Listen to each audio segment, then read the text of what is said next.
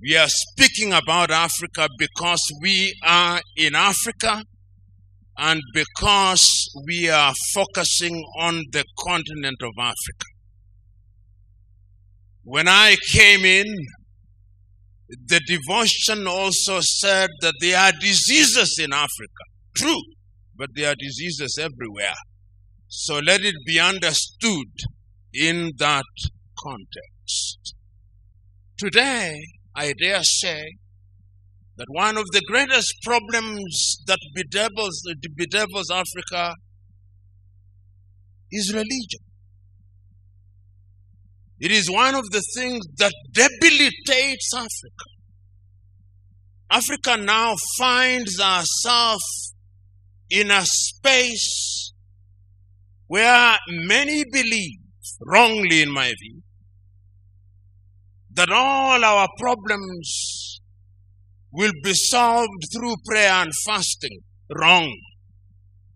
The divine instruction, as I understand it, was go ye and subdue the earth, and by the sweat of thy brow thou shalt eat.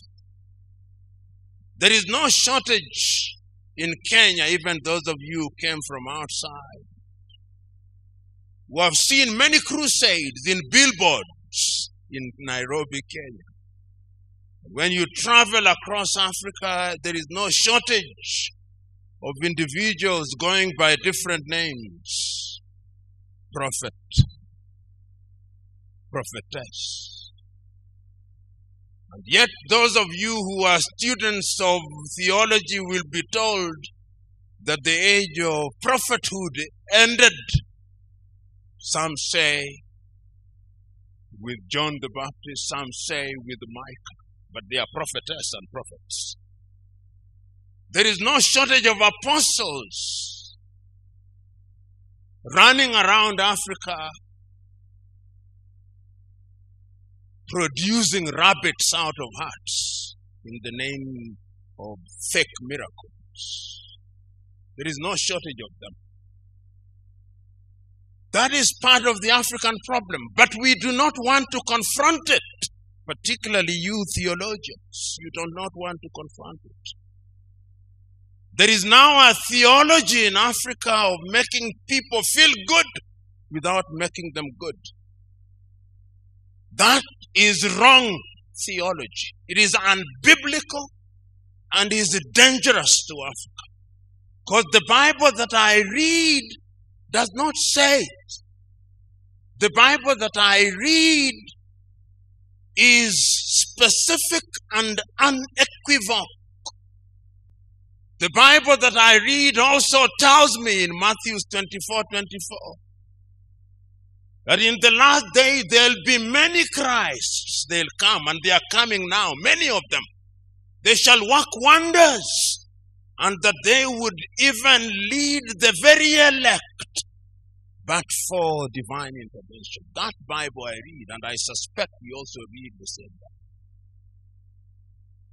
The Bible that I read in Paul's second letter to Timothy at 3 also tells me that in the last day there shall be a form of Christianity where people will be lovers of themselves, and they would cheat everybody just like Jannes and Jambres did to Moses in the desert. I read that Bible. I also read another Bible verse in the Bible, Romans 1:30, that people shall be lovers of themselves, and they will have committed all sins, and they manufacture new sins like LGBTQ. So nowadays I go to church and pastors are equivocating. My own church, I saw in England the clergy coming complete with a dog's collar, apologizing for people who are engaged in LGBTQ. Saying that God loves them. Yes, He does, but God does not love sin. And the last time I checked, and the Bible has not been revised, one of the reasons why Sodom and Gomorrah was destroyed was because they engaged in those. So, when you ask me to talk about the role of theology and the problems bedeviling Africa, I'm situating my presentation in those biblical verses, which are clear and unequivocal. Africa and Africans, like all peoples, face numerous problems, and human beings face numerous problems. We seldom forget, but we must never forget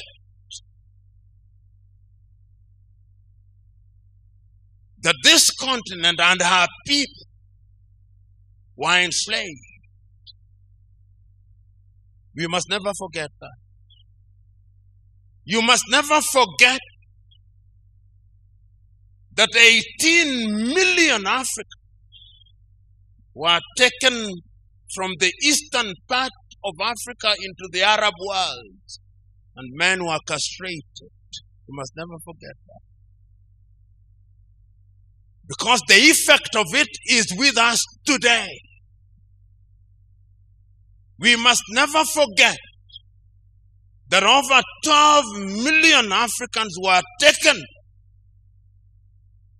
to the Caribbean, taken to Europe and America. We must never forget that. We must never forget that in Southern Africa, the apartheid regime was underwritten through verses from the Bible by the Dutch Reformed Church. We must never forget that. Upon a theology based in the Bible. Fact. We must never forget that the Roman Catholic Church was involved in slavery, and they have apologized for it. We must never forget that the Church of England was involved in slavery, and they have apologized for it, using the Bible. Theology.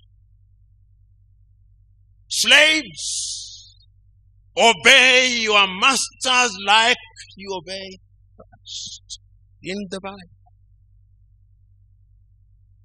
Not revised. You go and read it. There is a verse like that. So when we talk about theology and African problems, we must remember that the effects of slavery are alive and with us today. When slavery was gone, it is Christians again, William Wilberforce. And I can, through history, see him standing in the House of Commons saying that slavery should be abolished, but that Africans should not be freed even when slavery is abolished and slave trade.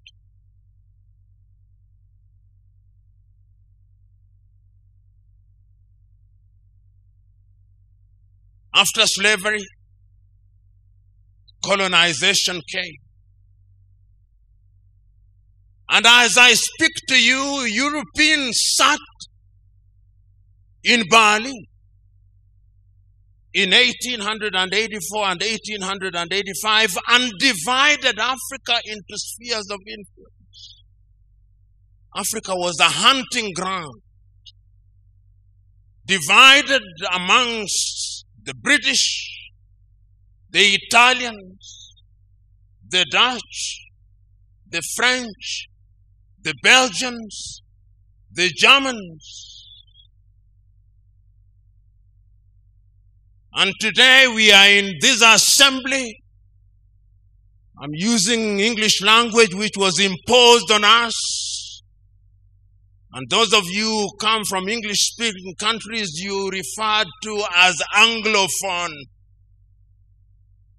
Those of you who come from French-speaking countries, you are referred to as Francophone. And those from Portuguese are referred to as Lusophone. Soon there'll be Sinophone. We don't speak Yoruba. I'm not speaking Yoruba. I'm not speaking Kiswahili. There is no Kiswahili interpreter here. There are only French and Portuguese and English. Part of the African problem. We are confused. When my friend resisted their being called a perfect Frenchman, I could understand his anger.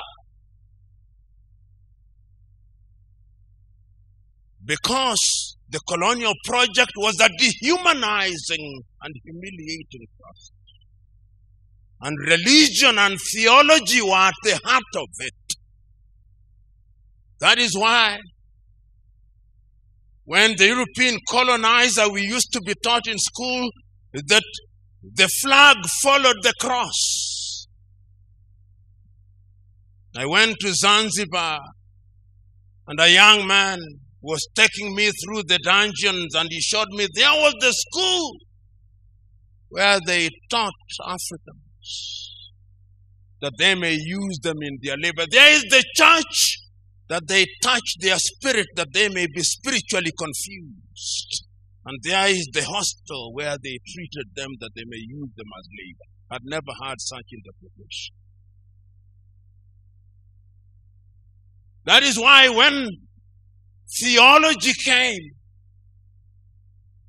we were told that in order to be a Christian, you must be John or James or Joel. You cannot be Taiwo now. That is not a Christian name. Christian name must be John, Joseph. Who said? Whose theology is it? Who said that in order to be a Christian, you must be John? Who said it? That is jaundiced theology. That is racist theology. Because when you want to change a person, you give him your name. Those of you who have watched Roots will know this. Alex Haley's Roots. You capture Kunta Kinte and in order to dehumanize him, you call him Toby. That is also theology. So, African problem is also colonization. So as we speak now, there are Nigerians here. There are Ghanaians here.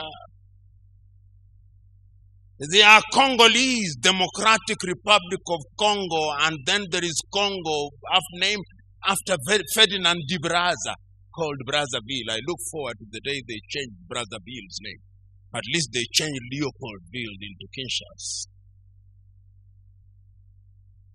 This is the reality. This is part of the problem. The Democratic Republic of Congo will never know peace because of religion, Roman Catholicism, and colonization. These are the problems bedeviling Africa.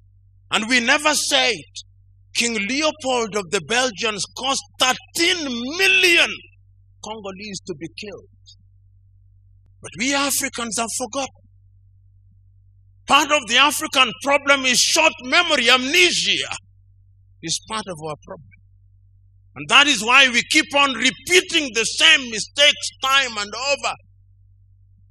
Colonization is part of the problem that affects Africa. Because after colonization ended, we have another thing called neo-colonization. And it is alive and well. That thing called neo-colonization is alive and well. And if you doubted whether it's alive and well, I want you to see what is happening in Guinea-Conakry. I want you to see what is happening in Niger. I want you to see what is happening in Burkina Faso. I want you to see what is happening in Chad. And I want you to see the arrogance of the French president when he says, my ambassador shall not leave, my bases shall not be removed. The neo-colonial project is alive and well. Did you hear the voice of the church throughout what is happening in Guinea-Bissau? No, the church is silent. The church is complicit.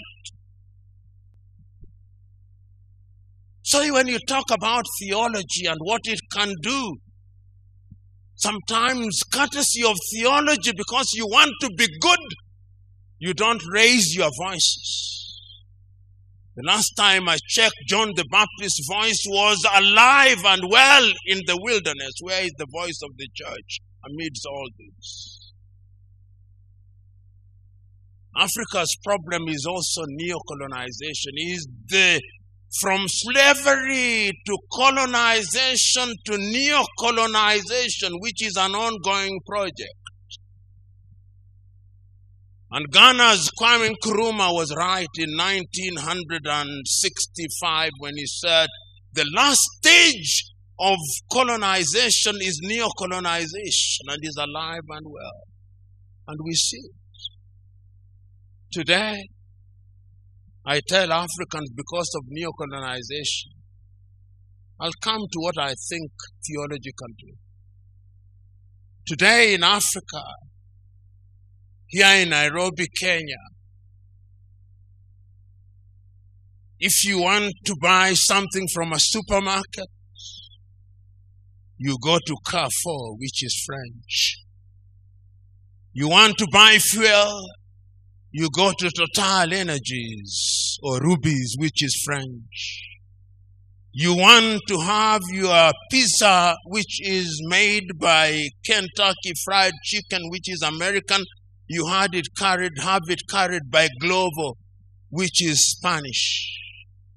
If you want to have security, you have it by G4S, which is British. If you want your home guarded, is guarded by KK, which is Gardewald from Quebec. If you want to have chicken, it's Kentucky Fried Chicken.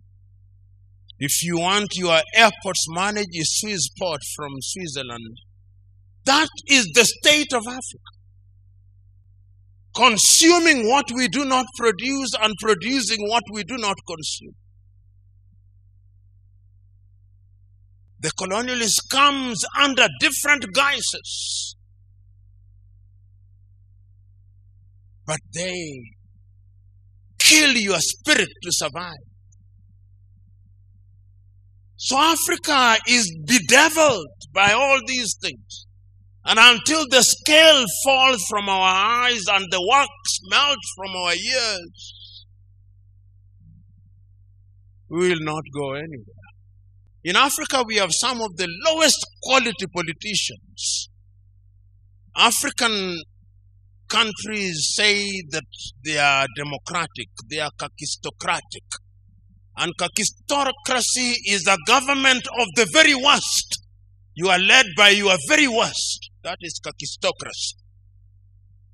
If you combine that with kleptocracy, which is a government of thieves, then you can see why Africa continued to punch below her weight. In all areas, we continue to do so. We must not, in the name of political correctness, now say, oh, because we want IMF and World Bank to help Africa, therefore we must say, but God loves everybody. Yes, indeed He does. But He tells you to do things in a particular way.